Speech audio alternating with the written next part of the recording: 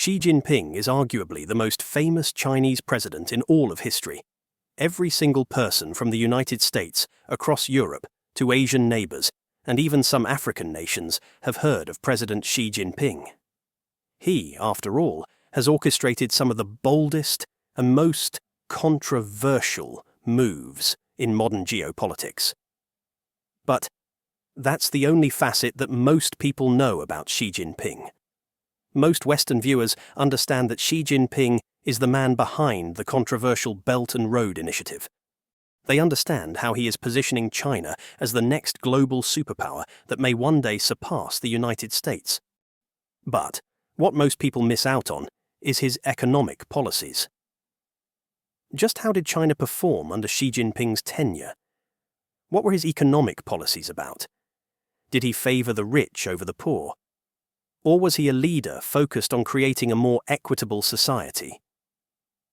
One of the most significant datasets that most people often use is the Gross Domestic Product, GDP, in understanding a president's economic performance.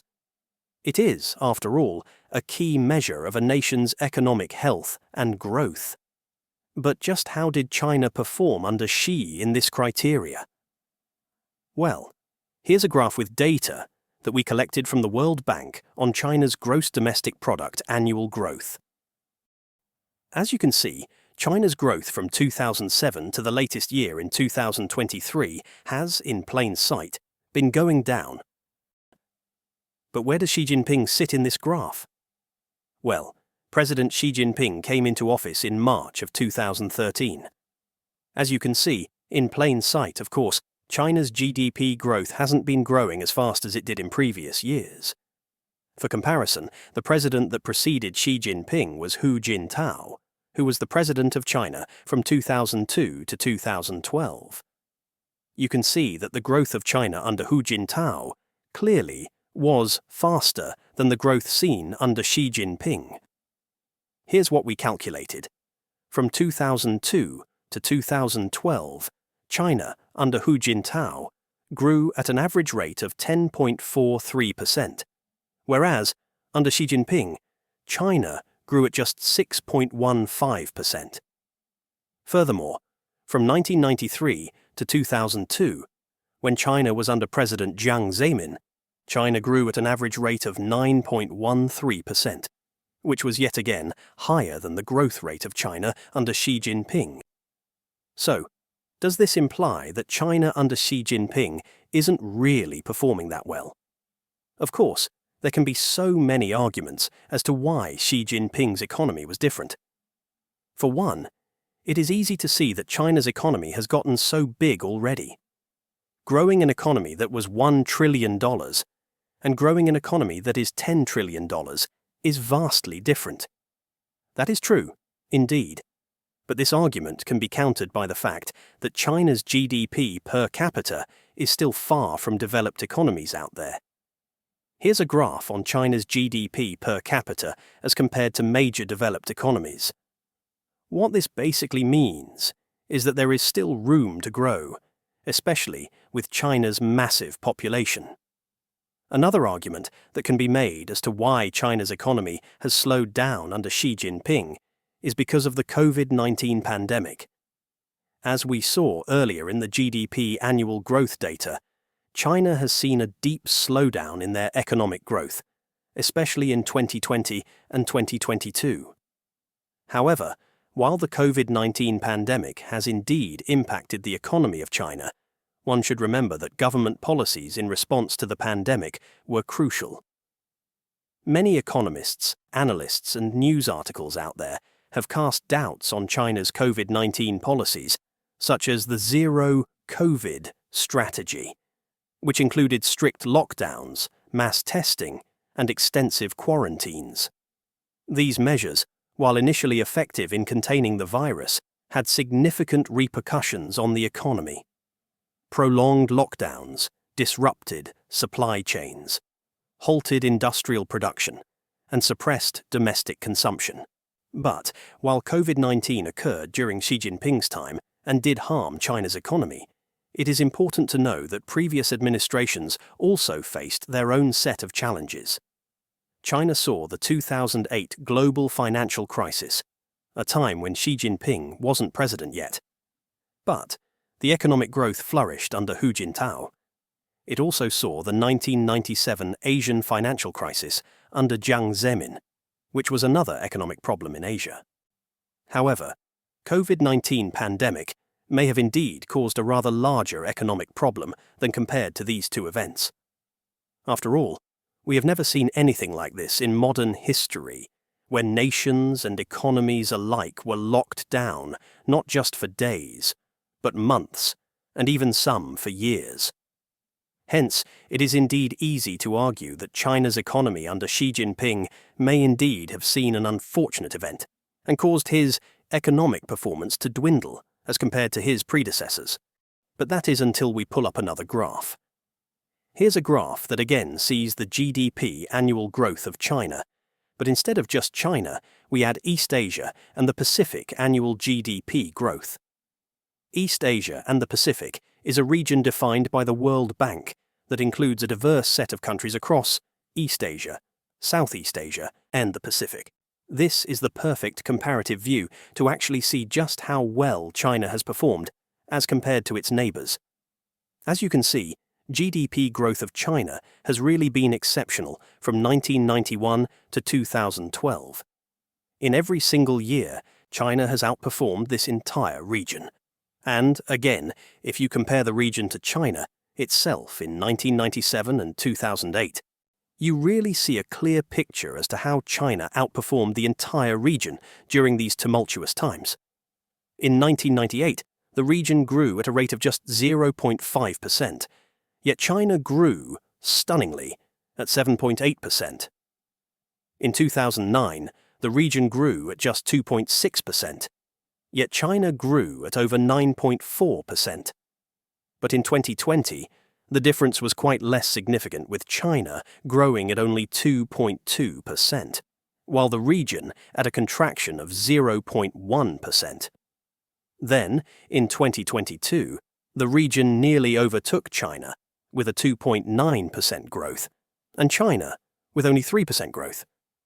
So, with this data set in mind, it may really show that China has slowed under Xi Jinping.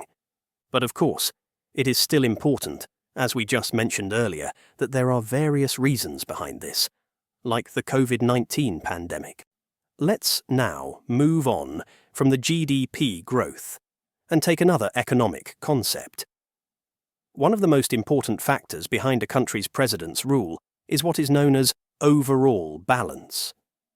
Here's a graph on that matter, with data that we collected from the International Monetary Fund, IMF, Fiscal Monitor.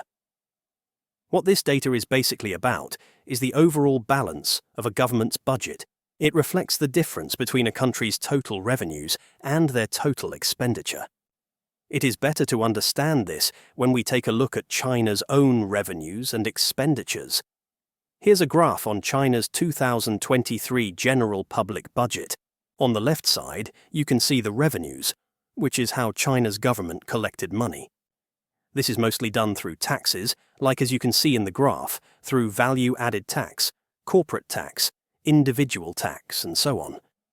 This money would then be used to fund various programs, as you can see on the right. The biggest place where China puts the funds the most is education, followed by social security and employment, and a long list of other programs. But what makes this interesting is the fact that China has more expenditures than revenues, or as what most people say, they are in a deficit. For that 2023 general public budget, China had revenues of only 23.4 trillion renminbi, while expenditures was 28.2 trillion renminbi. This is a deficit of 4.9 trillion, or about 690 billion US dollars. This deficit reflects a government's increased reliance on borrowing to fund its spending. Why this matters to Xi Jinping is because China's general public budget has been increasing in deficit as of late. As you can see on the graph right here, from 2003 to 2013, the years prior to Xi Jinping's presidency, the deficit was minimal at mostly negative 200 billion to 1 trillion in deficit. Yet, As Xi Jinping entered office, the deficit increased.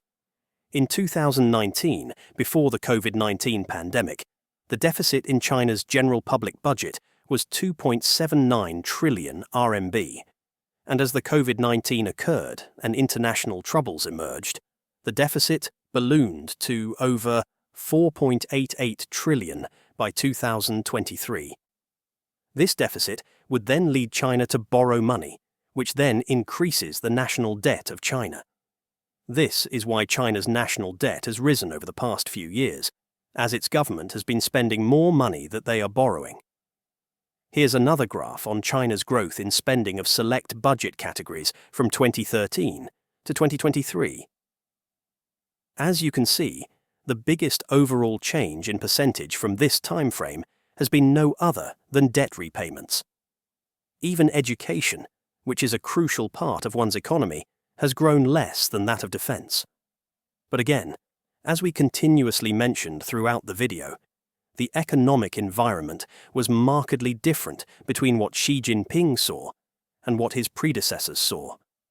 Nevertheless, it is still crucial to understand these as we evaluate Xi Jinping's economic legacy and the structural shifts in China's economy. So, let's go back to the overall balance as published by the IMF. This overall balance as a percentage of GDP is different from China's general public budget that we saw earlier, and that's because it includes more than just the central and local government budgets. The IMF's overall balance accounts for off-budget spending, such as state-owned enterprises, SOEs, local government financing vehicles, LGFVs, and other quasi-fiscal activities. As you can see from the graph right here, China's overall balance has really been in the negative territory, especially starting in 2015, and continued to drop very low even before the COVID-19 pandemic. This implies that China's government has been spending more than it earns for these years under Xi Jinping. So it clearly shows China's GDP growth and deficits hasn't really been doing well under Xi Jinping.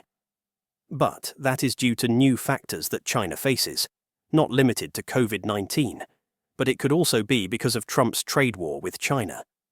Here's a graph on the exports of goods from China to the US, data that we collected from the United States Census Bureau. As you can see, imports by the United States have dropped since 2018. It was that very year when Trump initiated his tariffs on Chinese goods, which were then compounded by Joe Biden, who initiated his own set of tariffs. Another problem is China's aging population. Here's a graph on China's median age, with data that we collected from Our World in Data based on United Nations World Population Prospects. As you can see, the median age of China has grown steadily, with the years of Xi Jinping seeing a rather older population than the ones seen in previous presidents. Having an older population means that China faces significant challenges in maintaining its economic momentum. Finally, the last remaining concept to understand is the fact that China, just after Xi Jinping took office, has been transitioning from rapid industrial growth to a slower, more sustainable model focused on consumption and services.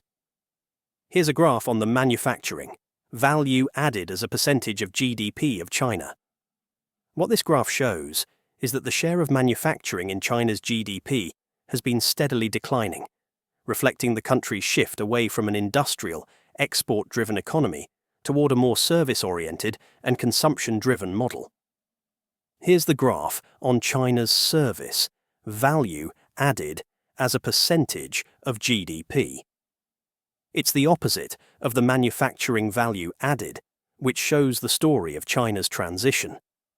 How this affects China's economy in recent years is that the economic structure is now different, as the economy has become more reliant on domestic consumption and services for growth, rather than manufacturing and exports. But anyway, do let us know what you think. Thanks for watching.